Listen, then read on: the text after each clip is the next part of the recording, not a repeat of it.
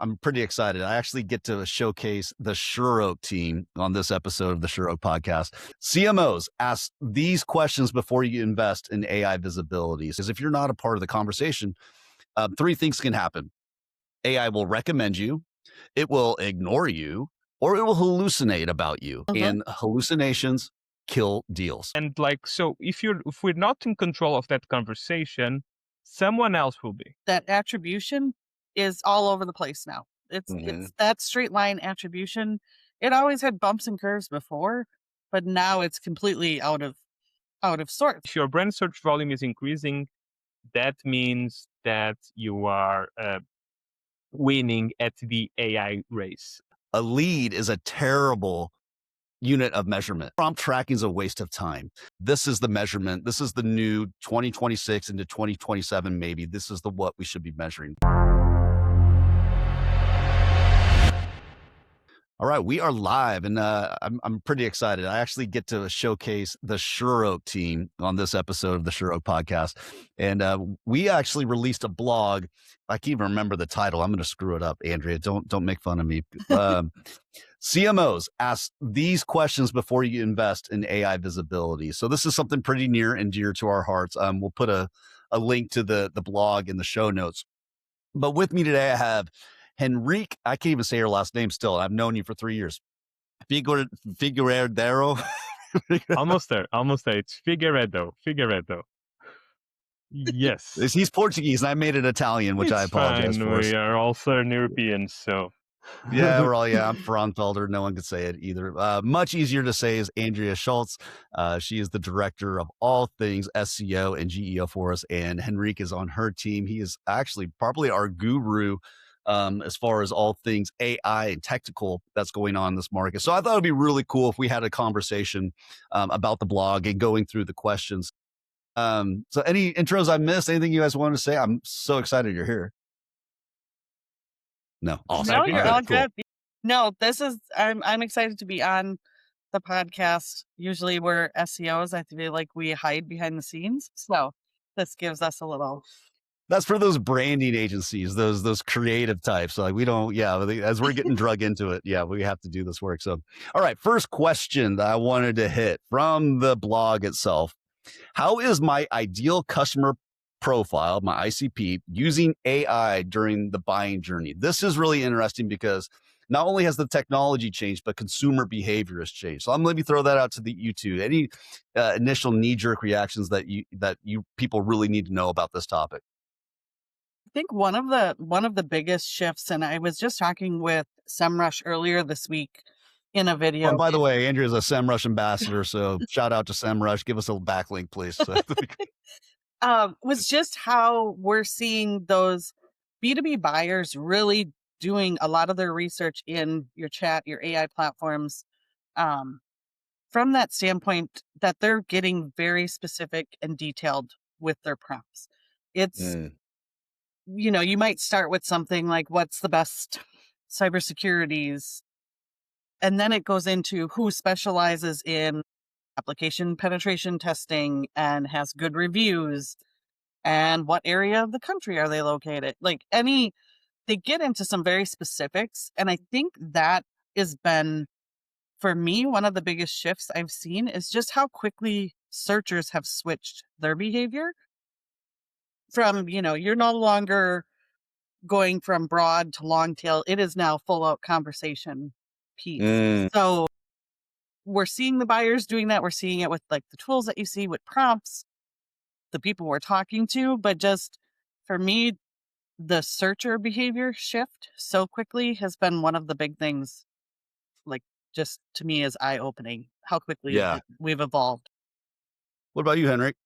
I can tell you about an example and something that I did a couple days ago. So I wanted to buy a soccer jersey because it's the World Cup in the US and Canada as well, and Mexico. I wanted to buy a Portugal soccer jersey. And I found this website. The first thing that I did, I went to Google. I typed soccer jerseys. I found this website, but I didn't go there immediately, right away. So what I did is I asked ChatGPT, is this website legit? Then ChatGPT gave me this answer. Okay, they seem to be legit based on reviews, based on all this and that, but be careful with this and that. So I took that. I went to Reddit. I looked up like for threads where people were buying from the same store. So I looked up for the answers and the reviews that they left. And only after doing all that did I go back to the website and actually bought the jersey. In the past, I would like click on a couple of links on the first page, and then I would end up buying whatever I felt was the best store. But now I think everyone is doing this. Everyone is going to different sources, not only AI tools, but Reddit, Quora, different forums, YouTube. Um, so I think this really changed the user journey, and we need to be very aware that we need to be on those tools as well. Like, and the way that those tools talk about our brand, we need to somehow try to control it, which is hard. That's such a good point, because even if I see an ad and before I click the ad, it takes me 0 seconds to have my Chat GPT or Gemini up and like, tell me about this brand. I've never seen it before. So even if they did the work, they got the ad at the right time in front of the right person, it still doesn't skip the fact that there's a conversation that's going to be had over to the side that we've lost attribution for, like we don't see. And so there's going to be this whole conversation. And in B2B, that conversation might be 20, 30 minutes long because my career is writing on this decision. So tell me about their reviews. Tell me about their implementation process. Tell me about their history. Tell me about the team. Tell me about the person I'm specifically going to be working. That is a far more intimate conversation as SEOs that we have to write content for. So I don't know if there's anything about like, hey, as a rule of thumb, as you're thinking about going from keywords to key conversations, like how do you start building that content library to anticipate these conversations? Yeah, that's a great point, and for sure, like in our content on our website, we have to start getting more specific on what is our different, what are those differentiating factors that if someone's really drilling down, um, that they're asking. One thing that we utilize quite a bit with some of our clients, when I say like the SEO team, is just really honing in on what can we hear from their sales teams. Uh, Mm. okay, what are the questions that are asking, or if you're further along in the process, what are they determining? What are they judging you on versus someone else? And that's something I think that's becoming more important, of just knowing, okay, of all these detailed specific items, what are the ones we need to know, that we need to make sure, whether it's an FAQ on the site or a blog post or some educational component, that we're talking about it on the site, because you basically have to train AI and Google and all of them to like understand, oh yeah, we're really great at ABC. Yeah, yeah. My first call is always Henrique when I get a new introduction to a new client. And 10 times out of 10, when he goes right to the service page and he says their content's too thin. The content's too thin. So like if you are serving airlines for this type of service and you're really good at it, why aren't you saying that and having an FAQ section? Because you have to anticipate. I mean, your service page is your moneymaker, right, Henrique? And like, why are we spending so little time on it? For sure, yeah. Like service pages are the core of what you offer. So you need to make sure that your unique selling points are present there. And a lot of pages, a lot of websites don't have that. They just have a couple of sections on that page. The page doesn't add that much value. And it's like when someone lands there, they don't know why they should be choosing you instead of a competitor. Uh, but like another example, like we've been working with a major fast food brand, and we've been like doing some SEO for them. And one thing that I've noticed, and this is a major website, is that they don't have an editorial section. So lots of people are asking things about is does their how many calories that do they have on their food? Like, do they and until like until when do they serve breakfast? Like, do they serve breakfast until like 12 p.m.? Like questions like Tell this. me about the experience I'm about to have when I visit this brand, right? Yes, and like so, if we're not in control of that conversation, someone else will be. Someone else will be. So you'll end up like a customer of yours will end up searching on ChatGPT or Gemini or wherever, and they'll get an answer from someone else, and that someone else can be your competitor, and they'll end up on your competitor's website, and we don't want that. So we need to make sure that we are covering all aspects of the user journey, and informational content is still very important because Yeah, you basically you led into the next question, and it's a positioning question. I think AI has made the idea of positioning back again. And as SEOs, we're not brand people, but now we're back into the positioning game, and we got to be good at brands. So, does AI recommend my brand or my competitors? And so, maybe double down on that again, Henrique. So, like when it's funny. I had Morty Oberstein on the podcast, and he says prompt tracking is a waste of time. The idea that you're going to do the same prompt over and over again 1,000 times and going to figure out what your position is in the market is a waste of time. Just go into ChatGPT and ask it, what do you know about my brand? And it's pretty telling. So anything you want to double down on positioning and like, how should CMOs be going about like, where is my brand compared to my competitors? Is there a trick you guys do to that? so there's there are a lot of things that you can do. One thing is make sure that your brand is mentioned on, and this is not new. This is not like some new flashy SEO tactic. This is actually old school in a sense, but make sure that your site is being mentioned on relevant third-party websites. Okay, good. If you I don't know, if you have an e-commerce store that sells soccer jerseys, make sure that ESPN mentions your brand. Because if they do, they'll be talking about soccer. ChatGPT knows that ESPN is like an authority when it comes to sports in general. So if your brand is being mentioned there often, then the AI will know that you are also an authority. Um, so that's something that's one of the things that you can do. I think another thing that you can do is that make sure that in your websites it's very clear who you are. Like it's very clear. You Mm, have a very strong, for example, about us page. Because if we want to be in control of the narrative again, if we want to be in control of what people are saying or ChatGPT is saying about our brand, we need to make sure that our about us page is very strong. That it really mentions everything that we want our brand to be known for. And I think a third thing would be don't uh, don't forget about like your community. Where's your community? mm, Are they on Reddit? Are they on LinkedIn? Where are they?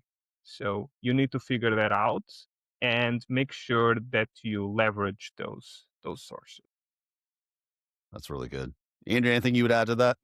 Yeah, just kind of taking onto that, even in addition to who's it recommending, that you're keeping an eye on what it's saying about you.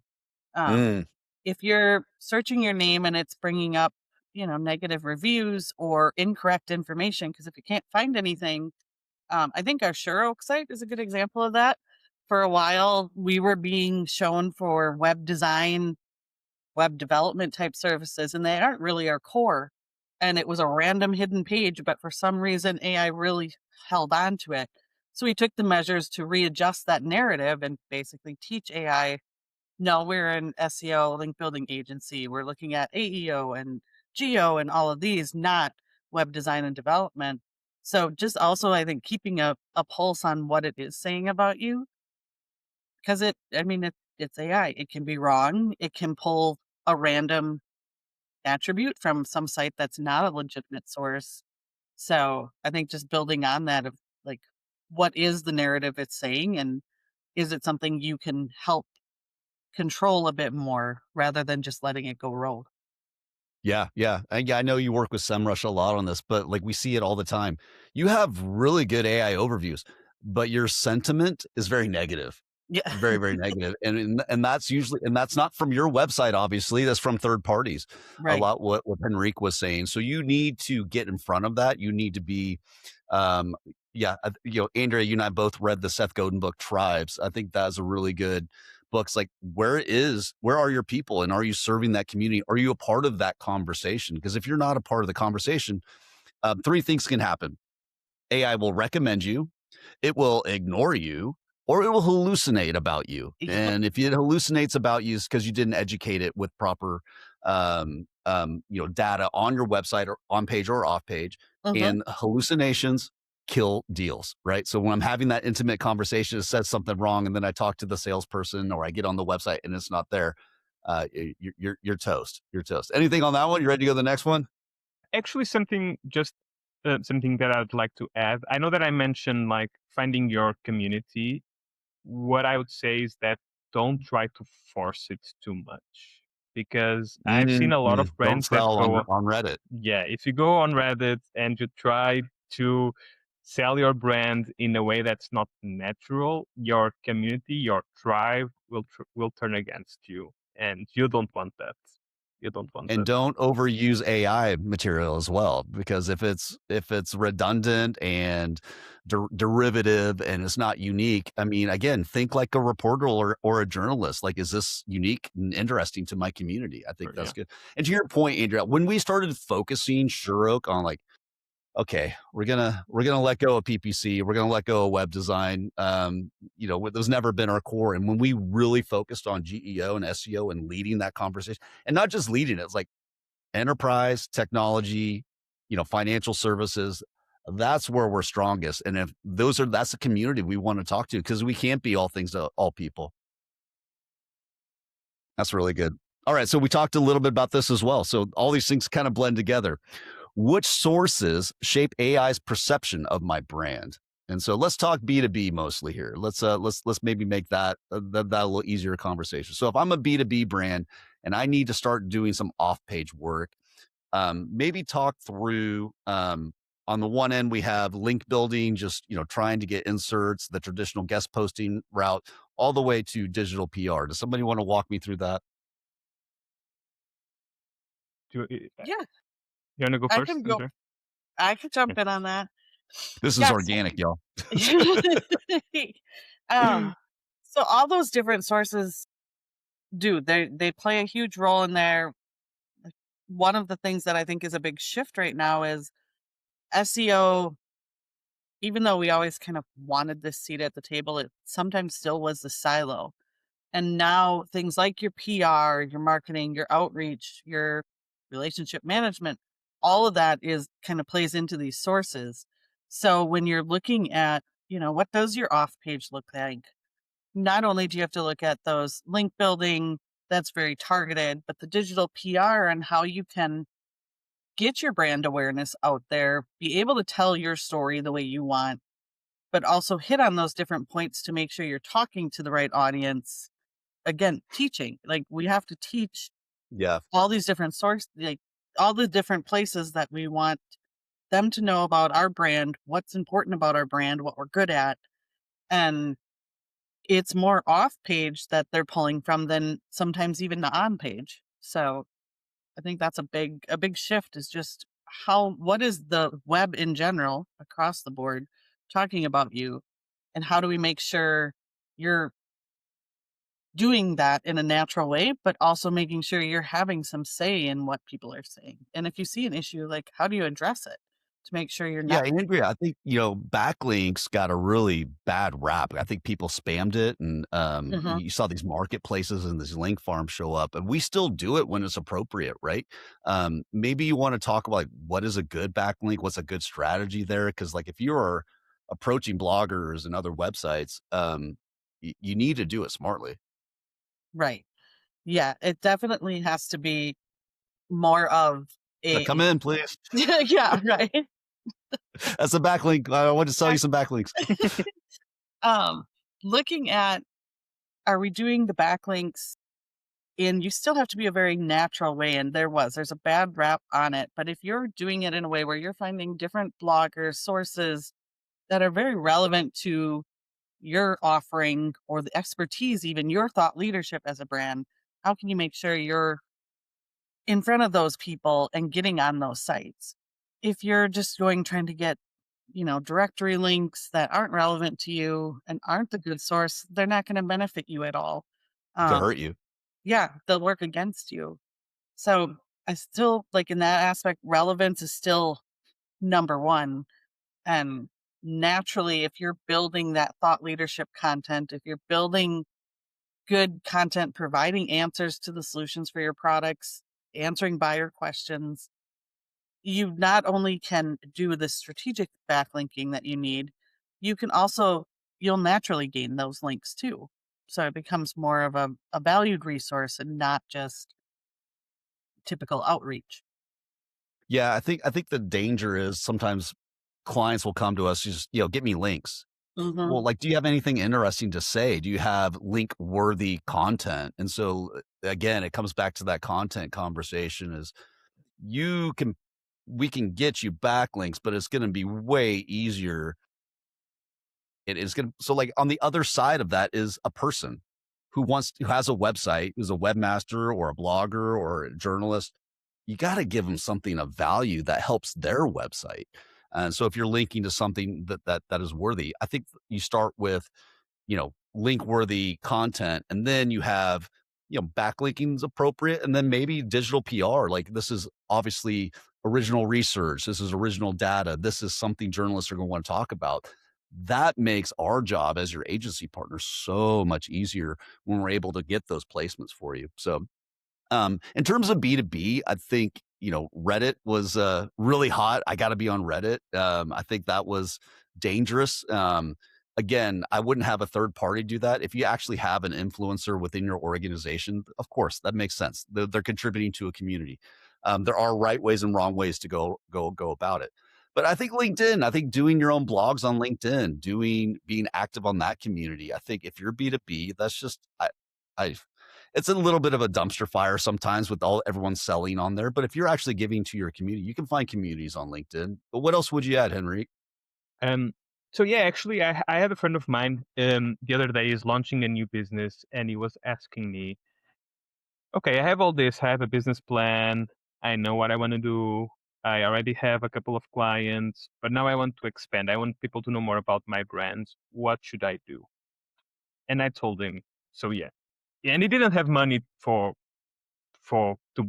build links or anything like that. So what I told him is that go to LinkedIn yourself and talk about your brand there, like, There you go. because you're definitely, and this is again B2B, um your audience is there, so go there and talk about your brand there, because you know that whoever you whoever your audience is there. So don't spread out too thin, go to where your audience is, basically. And because a lot of people have, especially nowadays, they have limited resources. AI helps us a lot, but people still have limited resources. So you should focus where users are. Either it's LinkedIn, or, for example, other interesting sources are like reviews websites, like Yeah, G2, there for you go. example. If you're a software company, uh, Capterra.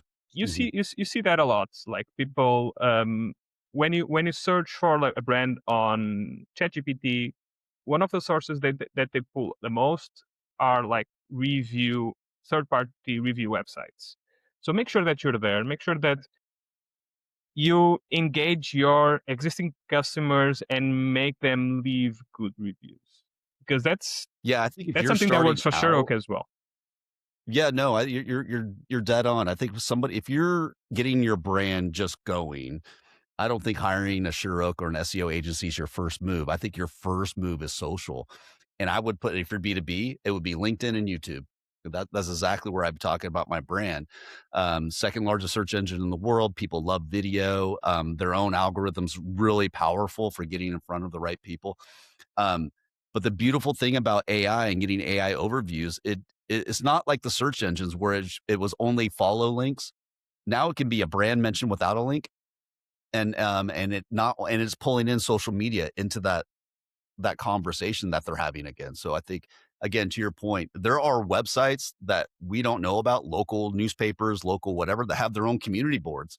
Nextdoor is a great one, right? I mean, that's, you know, maybe overlooked, but it might be perfect for your brand if you're selling association services, things like that. So I think being very opportunistic about where your tribes are located and serving that community really, really well with your content.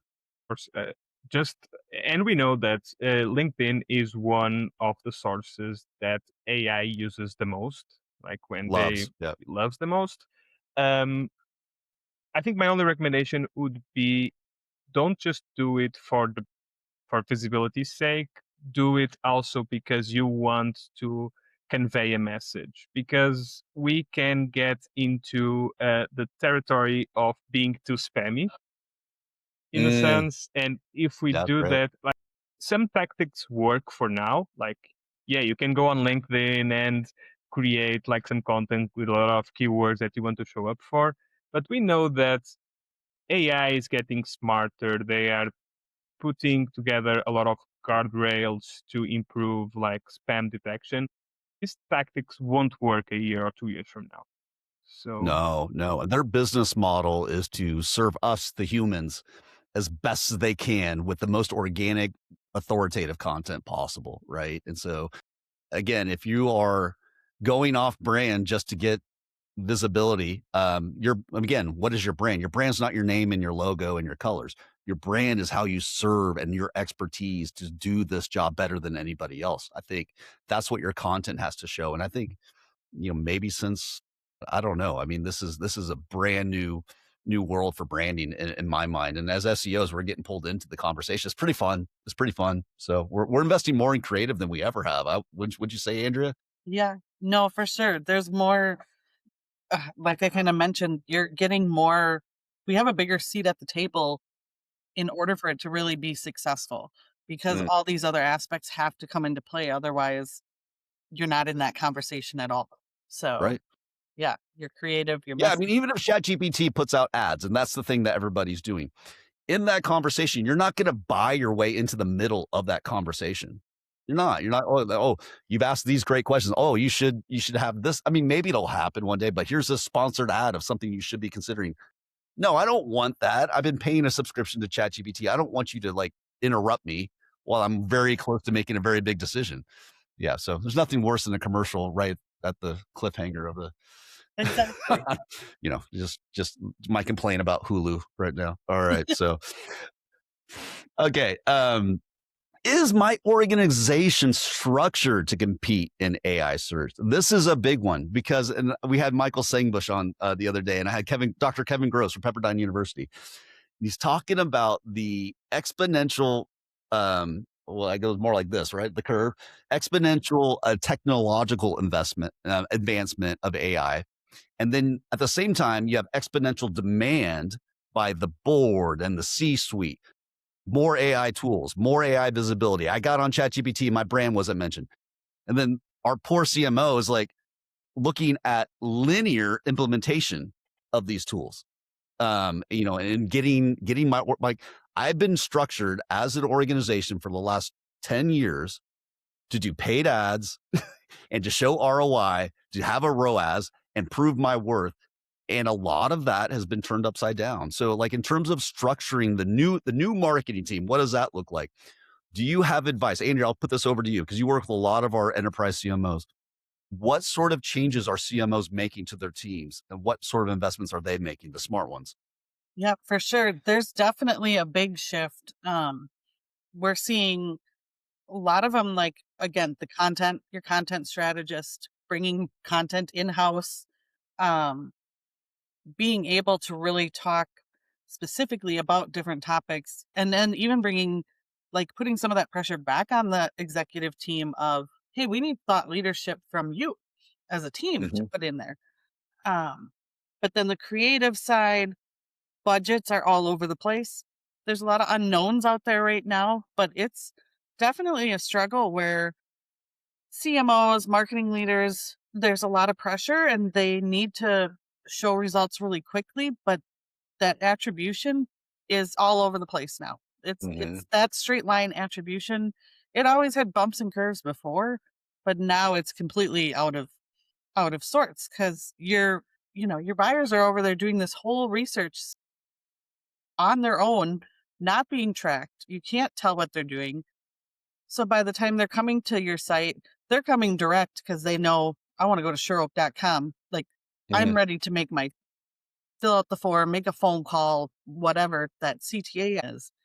And that pressure on the CMOs is just it's dramatic right now because like you said, there's high expectations, but adoption is slower. You're still discovering. I mean, look at us internally. There's so many tools where you almost get AI overload of Hmm. what tools is this giving me real data? Is it real accurate data? But you're trying to give those results and showcase, okay, yes, we're there. No, we're not there. How do we get there? And it's just really kind of chaotic. We're trying to get a like system in place or at least a process to kind of keep doing like, okay, you do your research, you test and measure and, kind of keep that continual circle going so you can see where do we show up? Where do we need to show up more? And that can help dictate where you need to invest more resources. If it is more creative, are you not visible on, is your relationship management horrible? Okay, well then we gotta create a reviews program or something to bring up our Trustpilot or G2 or, whatever is relevant to your industry. That I think a lot of research and discovery about yourself has to come into play now even more so than before because of those off-page things that are all Yeah. playing a role in it. Uh, at least, I mean, it's it's kind of chaotic. It is a little chaotic. I think there is this education that's happening. I know I've always given you ROAS, return on advertising spend. I've always given you that board, Mr. and Mrs. Board. I don't know, it's a Mhm. singular person. But now they're moving towards going from a return on investment point of view is like this is now an investment in our brand and it's going to be more of a longer term than like I did a campaign, I got this many dollars, thank you very much. I think those days are they're still there, but it's dictated by how well your brand is now appearing across multiple digital channels. And so to your point, you have to make an investment. I think there was this thing, oh, we're going to get rid of all the writers. Well, like getting a good writer now is Yes. really hard, right? Someone who's not like, particularly someone who's not spamming a bunch of AI content, right? Somebody who's a good editor, comes up with a good point of view and can use AI well. I'm not expecting writers not to use AI, but to have a good point of view and using the AI to enhance their writing, but we're seeing more investments there. I mean, you can have Sherlock write your content, fine, but it's going to take us a little while to be your voice, and it's going to take us a little while to write like you and to have and to know your insights. To your point, I think we're seeing more investment in insight groups or original data, social media managers, and a new social media, not just a hey, Merry Christmas. No, it's like social media that tells an SEO story or a GEO story to Yes. your brand. I think we're seeing more investments on there. Yes. Any other trends you're seeing, Henrique? I'm sorry, Andrea. I mean to interrupt you if you had something else. Nope, you're good. Go ahead, Henrique. Yeah, I think a couple of if we are structuring our marketing team, I think there are a couple of roles that are non-negotiable. Mm, I think one of them is like social media slash brand manager, like you mentioned. Like we've been talking about this a lot. Branding is very important in the AI world. So someone who can just go in there and like really understand your brand and make sure that your brand is visible across all channels. That's a very important person to have on the team. So that would be one. I think it's still very important to have also someone who's very well versed um, in the technical side of things. For example, one thing that I see a lot of websites doing is that there's nothing wrong with this, but they rely too much on JavaScript, for example, and they hide a lot of like important content behind JavaScript. And what people don't know is that tools like ChatGPT struggle with rendering JavaScript, for example. So, and of course, the Good one. CMO won't know this. It's not their job to know this, but they have to have someone very strong on the team who knows that this is an issue and can flag it. And another one is like something very, very important that you mentioned, Andrea, is that, yeah, we need to have a content person, but that content person needs to make sure that we are bringing on all these subject matter experts that exist in-house. Because a lot of the times, if we are writing about, I don't know, like sneakers or something like that, if you're making if your brand focuses on this, there's probably someone in-house who knows everything there is to know about the sneakers and why you're selling them and why they're the best. Make sure that you have that person writing the content or helping you write the content. And the last one would be, it's a bit related to digital PR,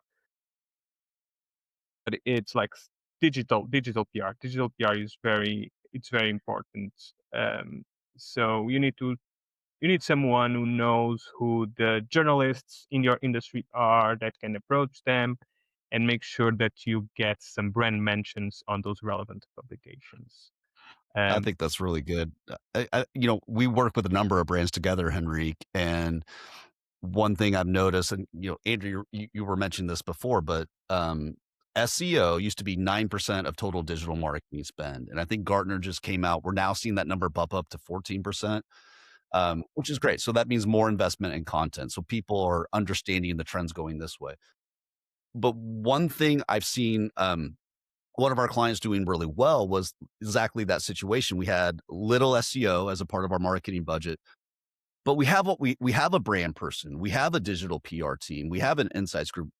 They're just not talking as well as they could be. And so now what they're doing really well is let's start breaking down these silos. How can PPC talk better? How can we benefit the PPC group by having SEO as a seat at the table? And so maybe it means like, hey, you need an investment on, well, you, Mr. and Mrs. CMO, need to be a better job breaking down silos, but maybe you need an SEO or an organic person who kind of see the big pictures like, well, how can SEO, GEO benefit from more face time with PR? More, I mean, it's a drag on time, but it's so worth it. But talking to PR, talking to social, getting this message coherently out, and maybe that's led by brand, maybe it's led by SEO, but ultimately it's led by the market. What does the market want to talk about? So we can pull that really, really quickly. And I love the point you made about having a good webmaster or a good technical person. If you can pull this brand to life and do it in a way that the LLMs like it, that's huge. I mean, I still see PDFs sneaking behind email walls. Just like, what are you going to do? You're going to get an email out of that and stalk this person for a year and this going to turn into the best lead you ever had? No, like open your expertise up to the interwebs and let's get the people that really want to buy seeing your stuff and having the conversation with ChatGPT is like, yeah, I saw this great article. I took a snippet and I gave it to you, Mr. Searcher. I think that's huge. Yeah. Don't That's a make it great, harder like, for the robots. Yeah, Yeah. as a robot. one of my clients in particular, last year, they made the marketing decision and ungated a lot of their contents, whether it was I remember data this. Yeah. sheets, resources, webinars, you name it. And it was a huge shift because, like you said, traditionally, they want to see, okay, I need that email or I need a conversion. I need to measure something. They made that decision, opened it up. And in the past year, their quality of leads is higher. The number of leads is higher. Even if you take AI out of it, just opening it up to really educate their audience and give the audience what they wanted without making them provide something has done huge effects just for them as a business, simply by not requiring an email address on a download. Yeah. So, Yeah. Well, we talking to Kerry Cunningham at 6 Cents. He goes, a lead is a terrible unit of measurement. It's a terrible because it's just one lead, especially in B2B where you need 10 people having conversations with ChatGPT, 10 people coming to your website. That's the true buying signal, is like it's a buying group. Um, MQL is even worse. If Hmm. that's what you're if you're optimizing, like I hate this. We get pitched lead magnets all the time. Yeah, I'll get you more leads. Well, here's this puff piece that's just a clickbait and just get an email. What am I going to do with this email? I don't know if it's qualified. What I'd rather have an engaged buyer coming to my website that's done their research, highly engaged, and then I go from like a 1% close rate to like a 50% close rate, because it's down to Sure Oak and our other competitor, right? So yeah, I Hmm. think that's huge. Which leads in obviously in the next question. So we've lost all this attribution. So here's the thing. It's the dark funnel. Yeah, we can see where our brand is showing up, but like these conversations people are having with ChatGPT about our brands, that's largely invisible, or has definitely changed. So, Henrique, you and Andrea both have been working on dashboards. Like, what is truth? What's most important to our customers in terms of this is the measurement. This is the new 2026 into 2027. Maybe this is the what we should be measuring. Can you give us an idea what that new dashboard looks like? Yeah, sure. And one team member that I didn't mention before that CMOs should have is a very strong analytics person, someone who knows Oh, that's all these such a good tools. call out. Yeah. Yeah. So and that makes sense. Like it's such an important point, Nick, um, because things are changing, right? What in the past we would like track things like clicks and sessions, and then eventually conversions. Uh, but things are like moving and moving very fast and changing. So there are some metrics that, and this is a truth that is evolving. So what is true today does it doesn't isn't necessarily the He's truth right. tomorrow. By the Um, time we publish it, it'll be something different, right? Yeah. yes, Yeah. yes. But so far, what we're seeing is that if we are talking about AI, there are a couple of metrics that we should be tracking. Um, one is your share of voice, like so your visibility when it comes to AI compared to your competitors. What percentage of the conversation are you driving? And Um, is it positive sentiment? Yep. and the positive sentiment as well. So you're driving like I don't know a lot of the conversation, but is the conversation that you drive is the sentiment there positive? That's another Mhm. metric that we can track, and there are tools to do that. Right now we're Mhm. using SEMrush, but there are other tools out there Yeah, that do. Ahrefs has one too. Yeah, and it's great. Yep. Yeah, there are other tools out there that can do the same. Um, I agree with Mordy Oberstein that you had on the call that it's very hard to track like prompts because prompts are always changing. Uh, but I think we need to have a baseline. Like there are like for example, this SEMrush tool, it gives us like a sample of the prompts that you and your competitor are showing up for. And like I think CMOs need that. CMOs need to show to the rest of the C-suite if um, which specific questions are driving our users to the site. So of course they can say that this is like we have to take this with a grain of salt because these prompts are always changing, but this is like a sample of the prompts that we are showing up for. So having that on that dashboard is really helpful too. Yeah, I love that. Instead of looking at like boil the ocean, all the prompts that we show up for, and like what prompts are we not showing up for that are critical? Like tracking critical prompts. This is part of the conversation we know we're going to be asked. I love that. Do you have any others? Um, yeah, and there's a couple of others. Like one that's very obvious is like the traffic that you're getting from ChatGPT, Claude, Oh, referral traffic. referral traffic. Yeah, you need to make sure that your Google Analytics is well set up or whatever tool you're using. Hmm. Um, you need to make sure that we are tracking the right traffic from the right sources because I see that a lot of times, like clients are tracking AI traffic, but then the sources that they are tracking as are not necessarily AI-driven sources. So they are tracking visits from unrelated websites. So we need to make sure that you have a very strong analytics person that can go in there and set up your GA4 or whatever tool you're using. Make sure that they set it up correctly so that you're tracking the right traffic from AI. I think that's also And you very can see important. the prompt that they came from, right? Well, not on Sometimes. Google Analytics right now. So the problem with Google is that they obscure the data a little bit too Purpose. much. Sorry, not sorry. Sorry, Yeah. not sorry. So if someone from Google is listening to this, please try to change Please that. fix. Yes. But other tools like this one, the SEMrush one, you can track like which prompts you are showing up for. It's harder to make the connection between the visit and the prompts right now. But we You are can working see on it.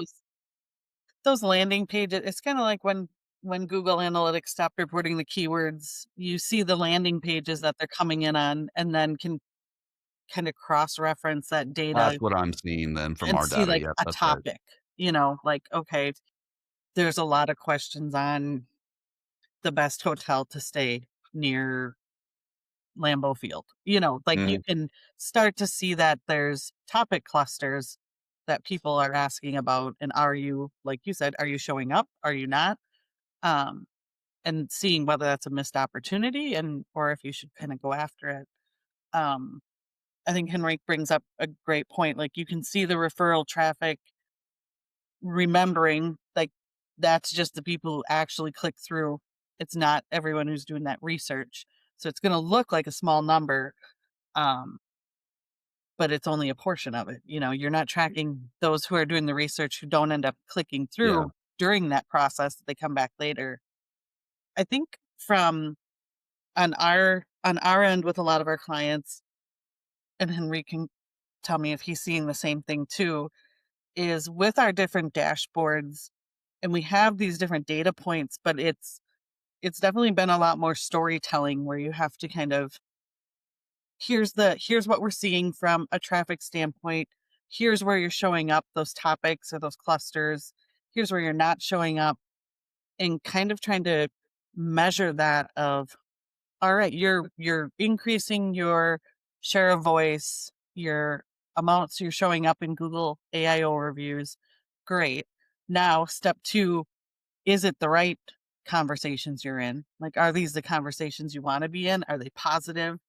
Because if you have a huge surge in AI overviews, for example, but they're all about how your product is horrible or your Yeah. sales team or anything, then it's not, that increase isn't really a positive, it's a negative.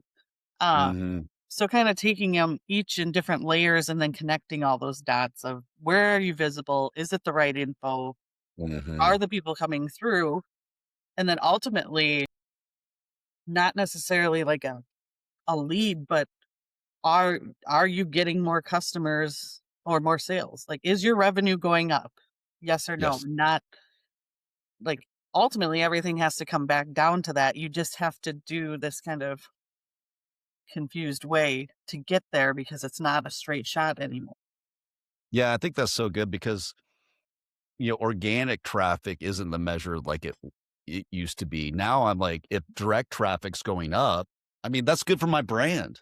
That's good for my like, so Mhm. now it's a much more positive metric. I mean, um, yes, we're in a zero click environment, but they still have to transact on your website. So still getting that site traffic, still, whatever it takes to get that is what's most important. And again, if your like we see it all the time, if your PPC is going down, if your direct traffic is going down, well, then you're probably missing out on some of these conversations that your competitors are having with your buyers that you're not, right? And so I think that's really important.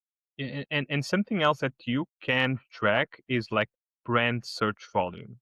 Like go But to a yeah, so tool good. like SEMrush and just type the keywords that describe your brand. If you are I don't know, marketing manager at McDonald's, and just type McDonald's and see if the brand search volume is increasing or not.